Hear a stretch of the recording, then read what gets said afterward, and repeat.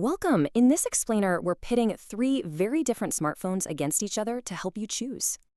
So with all the options out there, how do you even begin to pick the right phone for you? We're putting three popular phones head-to-head, each one aimed at a totally different user and budget. Here's the game plan. We'll compare price, then battery and charging, and finally the camera. First up, round one, price. For a lot of us, this is the most important factor, right? You can see a really clear split here. We've got a budget phone, a mid-ranger, and a premium option. And wow, this chart really shows that huge price jump when you get to the Motorola. Okay, round two, battery life. And this is where things get surprisingly competitive. The Tecno and Motorola have massive batteries, but look at those charging speeds. That's the real story. Yeah, 90 watts on the Motorola, that's turbo power. It means you're back to a full charge in minutes. And now for round three, the cameras.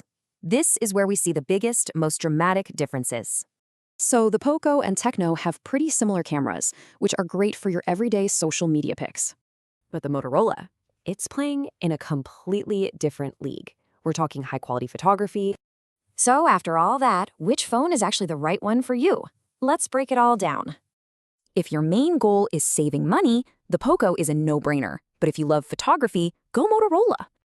And the Tecno? Well, it's that perfect sweet spot in the middle, a really solid all-rounder. Ultimately, it just comes down to this. What's most important to you? Price, battery, or the camera?